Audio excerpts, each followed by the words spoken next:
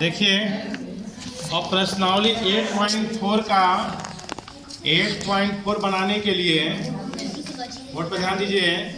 प्रश्नावली 8.4 के लिए कुछ बेसिक सूत्र है, वो सूत्र याद करने के लिए आवश्यकता नहीं पड़ेगी, ट्रिक बता देना कैसे याद किया जाएगा। 8.4 के लिए कुछ सूत्र है, पहले सूत्र पहले आप जान लीजिए। फिर देखिए बोर्ड पर सब देखिए। तो आप जानते हैं, क्या जानते हैं जी, कि sine square theta plus cos square theta बराबर क्या होता है 1। क्या होता है बच्चों? देखिए आप एक याद कीजिएगा, 3 को याद होगा। उसी तरह से अगर ये कोस स्क्वायर प्लस में है, इधर क्या हो जाएगा माइनस में, तो साइन स्क्वायर थीटा बराबर क्या हो गया 1 माइनस कोस स्क्वायर। अगर ये पूछो कोस स्क्वायर बराबर क्या होगा, तो ये प्लस इधर चला जाएगा, तो कोस स्क्वायर थीटा बराबर हो जाएगा 1 माइनस साइन स्क्वायर। तो ये 1 पे 3 को हो गया, यानी 1 पे 2 फ्री है, खाली साइन स्क्वायर। हाँ, 1 को याद किए 2 को फ्री मिल जाएगा। ठीक है। उसी तरह से दूसरा फॉर्मूला है कि sec square theta minus tan square theta बराबर 1। Sec square theta minus tan square theta बराबर 1। ये फॉर्मूला है, ये माइनस है, इधर जाएगा हो जाएगा। अगर मैं सेक स्क्वायर बराबर पूछ दूं तो क्या बोलिएगा? तो सेक स्क्वायर बराबर पूछूं तो बराबर के जितना सेक, देखिए सेक स्क्वायर बराबर अगर पूछा जाए आपसे तो सिर्फ बराबर के तरफ सेक रहना चाहिए, बाकी सब ये इधर चल जाना चाहिए। तो सेक स्क्वायर थीटा बराबर होता है 1 प्लस टेन स्क्वायर थीटा। अगर मैं पूछ दूं कि प्लस एक है तो क्या हो जाएगा माइनस 1। अगर आपसे पूछूं कि टेन स्क्वायर थीटा बराबर क्या होगा, तो सेक स्क्वायर थीटा माइनस 1, या सेक स्क्वायर थीटा माइनस 1 बराबर क्या होगा, तो टेन स्क्वायर थीटा, यानी 3 इस पे भी। ठीक। उसी तरह से ध्यान दीजिए, उसी तरह से देखिए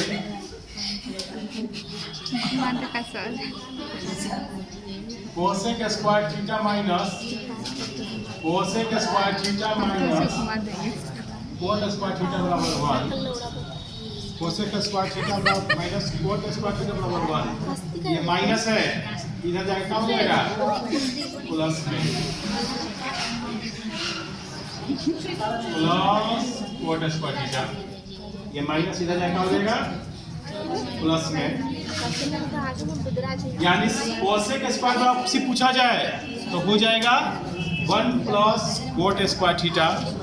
अब प्लस कोट स्क्वायर बराबर पूछा जाए कि प्लस है, इधर जाके क्या हो जाएगा माइनस में, यानी हो जाएगा कोसेक स्क्वायर थीटा माइनस 1 बराबर कोट स्क्वायर थीटा, यानी इस पे भी 3 गुप्ती। ठीक। तो देखिए अगर मैं पूछूं कि कोस स्क्वायर थीटा बराबर क्या होगा, तो कोट स्क्वायर थीटा बराबर कोसेक स्क्वायर थीटा माइनस 1। ठीक है। और भाई देखिए अगला है tan theta into cot theta बराबर क्या होता है 1। यहाँ पे एक का चिन्ह छिपा है कि प्लस माइनस में कभी नहीं जाएगा, ये हमेशा बट्टा में जाएगा। तो टेन थीटा बराबर पूछा जाए आपसे 1 बाई कोट थीटा। अगर कोट बराबर पूछ दिया जाए तो 1 बाई टेन थीटा। ठीक। ये भी 3 को आ गया। उसी तरह से टेन कोट का हो गया। अब है कोसेक थीटा। देखिए cosec theta into sine theta बराबर क्या होता है 1। सिर्फ कोसेक बराबर बोला जाए 1 बटा में साइन थीटा,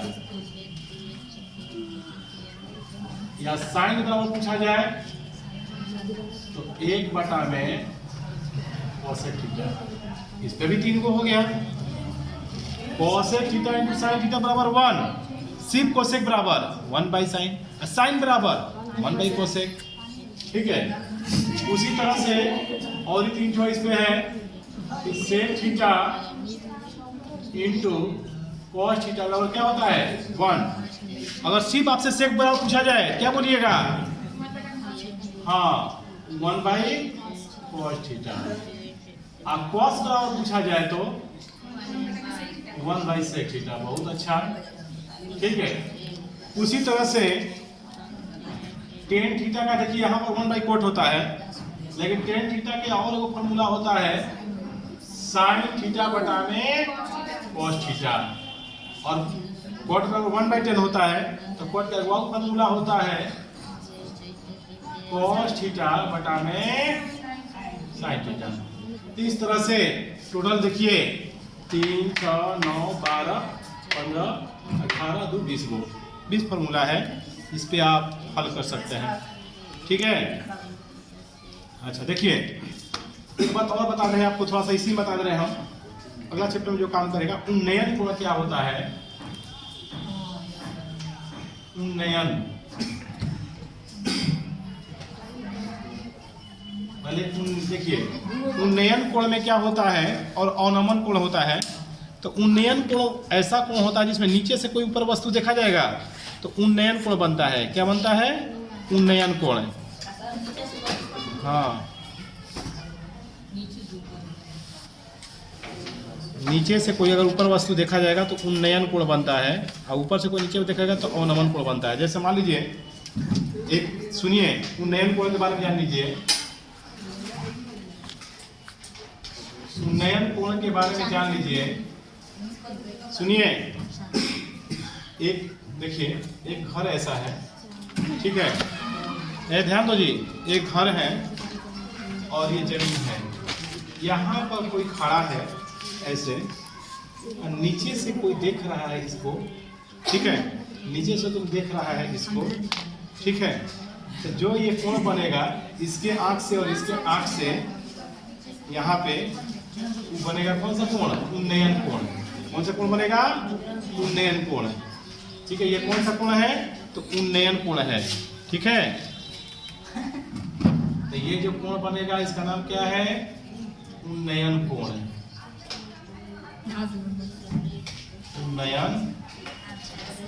उन्नयन कोण, ठीक है। देखिए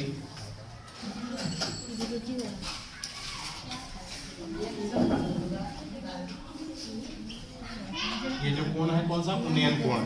और नीचे से इसको ऐसे देख रहा है ना इसको, तो इसको दृष्टि रेखा कहते हैं। कौन सा रेखा कहते हैं? दृष्टि रेखा। ये आपका दृष्टि रेखा है।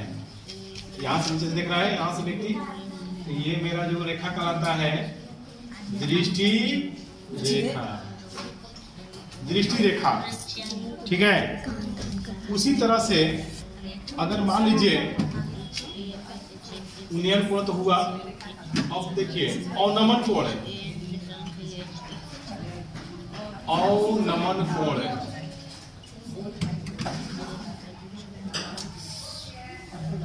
देखिए अवनमन कोण क्या होता है जान लीजिए।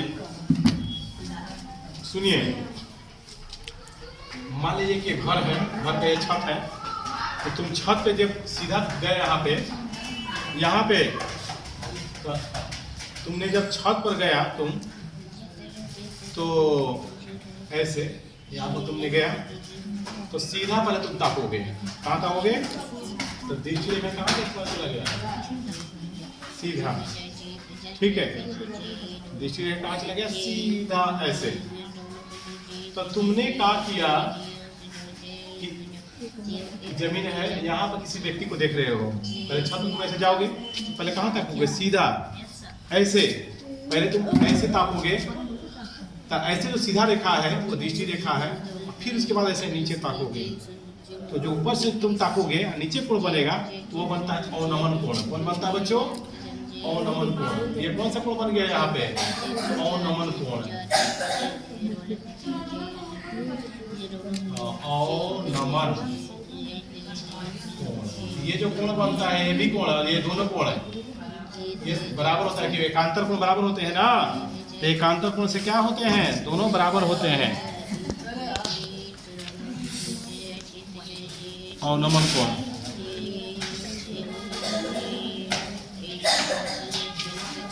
ये जो है आपका क्षैतिज रेखा है, कौन सा रेखा है? ये जो है आपका क्षैतिज रेखा। और नीचे तुम देख रहे हो, नीचे को देख रहे हो ना, तो ये आपका दृष्टि रेखा, दृष्टि रेखा। और तुमने नीचे की ओर दृष्टि रेखा है, और ये आपका क्षैतिज रेखा है। कौन सा रेखा है? क्षैतिज रेखा, क्षैतिज रेखा। ऐसा बनता है अवनमन कोण, और ऐसा बनता है अवनमन कोण, और ये बनता है यूनियन कोण। ठीक है, तो आप इसको उतार लीजिए कंप्लीट।